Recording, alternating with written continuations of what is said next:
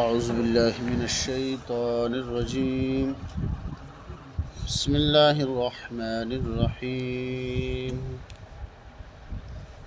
ان الذين آمنوا والذين هادوا والنصارى والصابئين من آمن بالله واليوم الآخر وعمل صالحا فلهم أجرهم عند ربهم ولا خوف عليهم ولا هم يحزنون وإذ أخذنا ميثاقكم ورفعنا فوقكم الطور خذوا ما آتيناكم بقوة واذكروا ما فيه لعلكم تتقون ثم توليتم من بعد ذلك فلولا فضل الله عليكم ورحمته لكنتم من الخاسرين وَلَقَدْ عَلِمْتُمُ الَّذِينَ اعْتَدَوْا مِنْكُمْ فِي السَّبْتِ فَقُلْنَا لَهُمْ كُونُوا قِرَدَةً خَاسِئِينَ فَجَعَلْنَاهَا نَكَالًا لِمَا بَيْنَ يَدَيْهَا وَمَا خَلْفَهَا وَمَوْعِظَةً لِلْمُتَّقِينَ صدق اللہ۔ باقی بے شک وہ لوگ، اب یہاں سے اللہ نے سب لوگوں کو، جتنے بھی اس وقت کے لوگ تھے، جتنے بھی مذاہب والے تھے، سب کو دعوت دی ہے۔ ان الذین آمنوا والذین ہادوا والنصارى والصابئین، چار قسم کے لوگ۔ بے شک وہ لوگ جو ایمان لائے، والذین ہادوا، اور جو یہودی ہیں، والنصارى، اور جو نصارہ یعنی عیسائی ہیں، والصابئین، اور جو صابی ہیں۔ چار قسم کے مذاہب اس وقت موجود تھے۔ چاروں لوگوں کو اللہ نے دعوت دی ہے کہ تم میں سے جو بھی من آمن باللہ والیوم الآخر، پہلے لوگ ایمان والے، یہودی،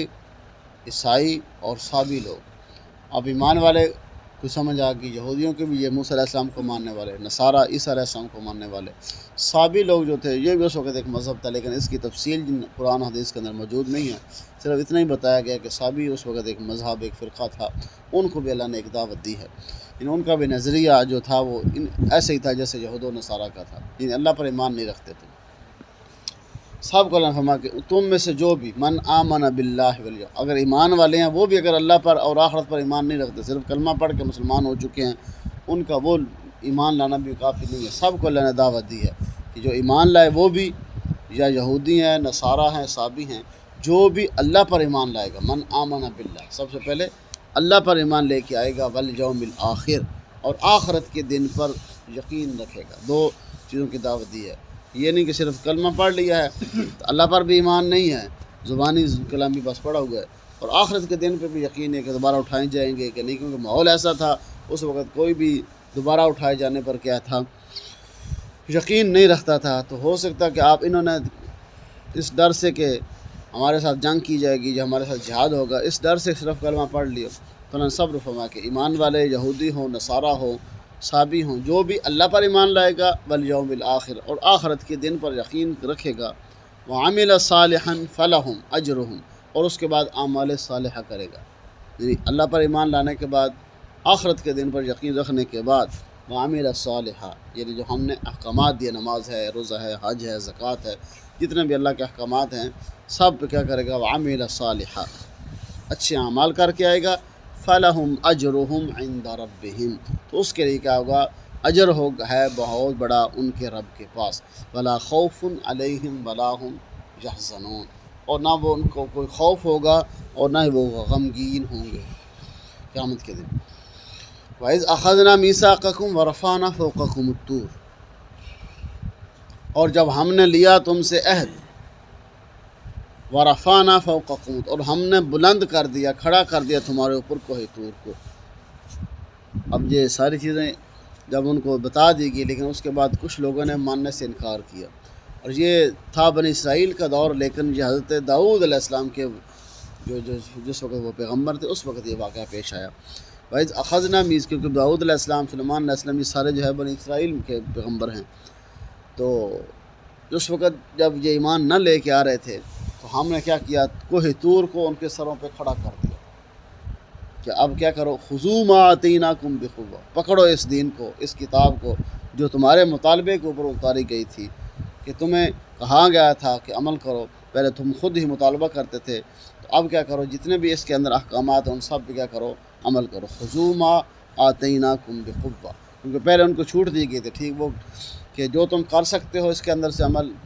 وہ کہتے تھے یہ ہمارے اوپر کیا ہے، سختیاں لگائی جا رہی ہیں، پابندیاں لگائی جا رہی ہیں، ہم یہ نہیں کر سکتے۔ تو ہمارا کہ جو تمہیں اس کے اندر آسان لگے اس کو کر لو، اور جو مشکل اس کو چھوڑ دو۔ لیکن وہ ہٹ دھرمی پہ آگے وہ کہتے ہیں ہمیں اس پہ عمل کرنا ہی نہیں ہے، ہم سے عمل نہیں ہوتا، یہ تم کسی اور کو دو۔ تو اللہ نے فرمایا کہ ٹھیک ہے، پھر ہم نے کوہ طور کو ان کے سروں پہ کھڑا کر دیا، اور کیا کہا، خذوا ما آتیناکم بقوۃ، اس چیز کو، اس کتاب کو کیا کرو، مضبوطی سے پکڑ کر رکھو اور اس پہ عمل کرو۔ واذکروا ما فیہ لعلکم تتقون، اور یاد رکھو اس چیز کو جو اس کے اندر اللہ نے نازل کی ہے، جو بھی احکامات اللہ نے اس کے اندر نازل کیے ہیں ان سب کو کیا رکھنا ہے، تو عمل کرنا ہے، یاد رکھنا ہے، لعلکم تتقون، تاکہ تم اللہ سے ڈرنے والے بن جاؤ۔ لیکن ثم تولیتم من بعد ذلک، پھر بھی تم نے کیا کر دیا، اس سے روگردانی کر لی، اس سے منہ پھیر لیا۔ فلولا فضل اللہ علیکم ورحمہ، اگر اللہ کا فضل اور اللہ کی رحمت، اللہ کی مہربانی تمہارے اوپر نہ ہوتی، لکنتم من الخاسرین، تم سارے نقصان اٹھانے والوں میں سے ہو جاتے، کہ کوہ طور تمہارے اوپر گرا دیا جاتا تو تم کیا ہوتے، اس کے اندر، اس کے نیچے دب کے ریزہ ریزہ بن جاتے، تمہاری جان بھی چلی جاتی، کہ یہ اللہ کا فضل تھا اور اللہ کی مہربانی تھی کہ جس نے تمہارے اوپر اتنے انعامات بھی کیے، لیکن پھر بھی تمہیں کیا ہے، اس سے معاف کر دیا۔ وَلَقَدْ عَلِمْتُمُ الَّذِينَ اعْتَدَوْا مِنْكُمْ فِي السَّبْتِ فَقُلْنَا لَهُمْ كُونُوا قِرَدَةً خَاسِئِينَ، تم نے جانا ان لوگوں کے بارے میں جو حد سے تجاوز کرتے تھے ہفتے کے دن کے بارے میں، یعنی اب یہودیوں کے لیے جس طرح ہمارے لیے جمعہ کا دن مقرر ہے، ان کے لیے ہفتہ کا دن مقرر تھا، اس کے اندر کیا کرتے تھے، وہ خاص عبادت کی کر جاتے تھے اپنے عبادت گاہوں کے اندر جا کے، لیکن انہیں کیا تھا، اس دن منع کر دیا گیا کہ اس کے دن تم نے شکار نہیں کرنا۔ وہ مچھلی کا بڑا شکار کرتے تھے، مچھلی کھانے کے وہ بڑے دل دادا تھے، لیکن اللہ نے اس دن منع کر دیا کہ تم نے کیا کرنا ہے، اس کے اندر ہفتے کے دن کے اندر تجاوز نہیں کرنا، اس کے اندر مچھلی نہیں پکڑنی، بلکہ تم نے اللہ کی کیا کرنی ہے، عبادت کرنی ہے، اپنے عبادت گاہوں کے اندر جانا ہے۔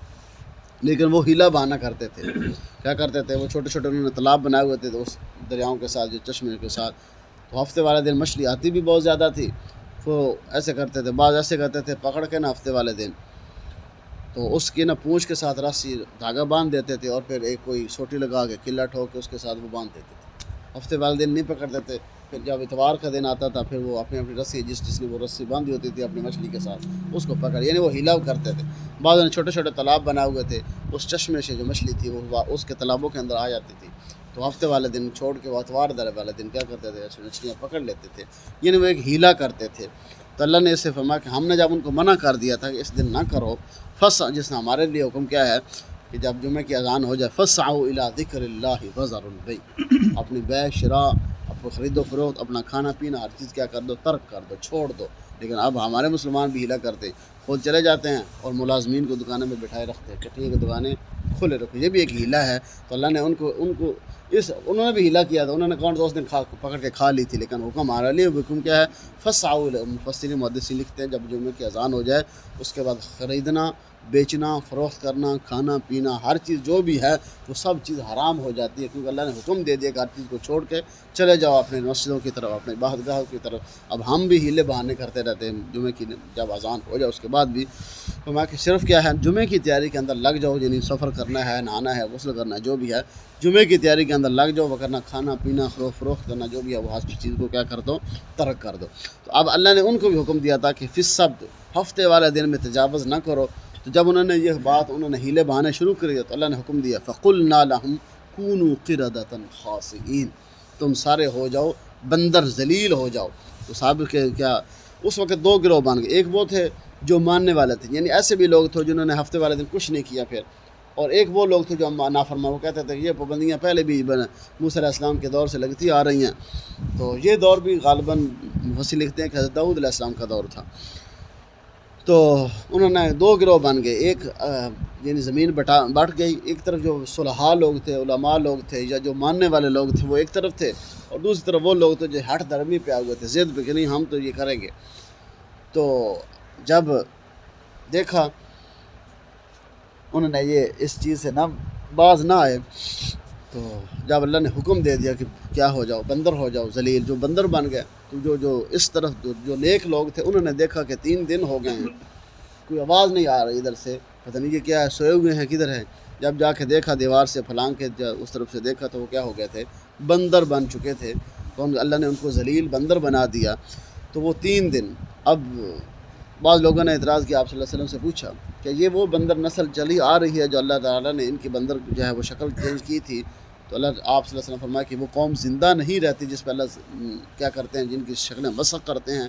جن کو عذاب کی وجہ سے کیا ہے ان کی شکلیں چینج ہو جاتی ہیں، وہ 3 دن سے زیادہ زندہ نہیں رہتے. تو اللہ رب العزت نے ان کو 3 دن زندہ رکھا اور 3 دن کے بعد کر دیا، موت دے دی، وہ مر گئے. فجعلناها نکالا لما، اللہ فرمایا ہم نے بنا دیا ان لوگوں کو کیا، عبرت بنا دیا، ان کو مثال بنا دیا، بین یدیہا، جو اس وقت لوگ تھے ان کے لیے بھی، وما خلفہا، اس کے بعد جتنے بھی لوگ آئیں گے ہم نے ان کے لیے بھی کیا کر دیا، ایک نمونہ ایک بنا کے بھیج دیا کہ جب تم اللہ کا حکم نہیں مانو گے تو تمہارے ساتھ بھی یہ ہو سکتا ہے.